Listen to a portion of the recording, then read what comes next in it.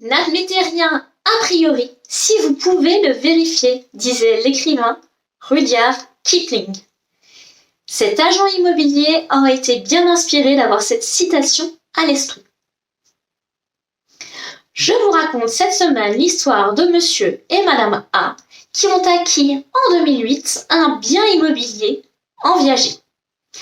Ultérieurement, ils s'aperçoivent que le bien immobilier n'est pas conforme au permis de construire délivré en 1973 et 1978. En effet, la moitié de la maison a été construite sans autorisation d'urbanisme. Monsieur et Madame A assignent les vendeurs, les notaires et l'agence immobilière en responsabilité et en indemnisation. La Cour d'appel condamne in solidum les vendeurs et l'agent immobilier à verser une somme de 40 000 € aux acquéreurs. In solidum, ça signifie que les deux parties sont condamnées pour le tout, à charge pour la partie qui va devoir régler la somme de se retourner contre l'autre pour obtenir le remboursement de la moitié.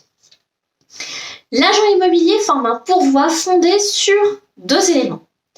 Le premier, s'il avait l'obligation de vérifier l'existence de permis de construire, en revanche, il n'avait pas l'obligation de vérifier que les travaux effectués étaient conformes au permis de construire délivré.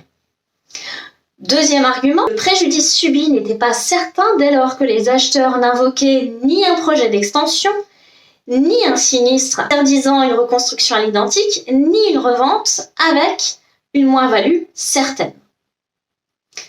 À votre avis, a-t-il obtenu gain de cause? La réponse est non. Dans cet arrêt du 2 février 2022, la Cour de cassation approuve la Cour d'appel d'avoir considéré que l'agent immobilier avait commis une négligence engageant sa responsabilité. Il a publié une annonce mentionnant un bien immobilier de 110 mètres carrés. Il a rédigé la promesse de vente au vu des permis de construire qui comportaient une surface habitable moitié moindre et sur lesquels manifestement n'apparaissait ni le garage, ni la véranda, ni une troisième pièce.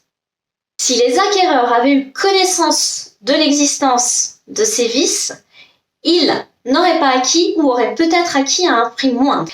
L'agent immobilier a ainsi commis une faute, en plus du dol des vendeurs qui avaient manœuvré pour cacher cette situation juridique, et cela justifiait la condamnation de l'agent immobilier au titre de la perte de chance subie par les acheteurs de ne pas acheter le bien ou de l'acheter à un prix bien moindre.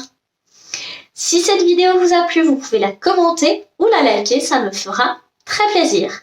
Quant à moi, je vous dis à la semaine prochaine pour une toute autre thématique.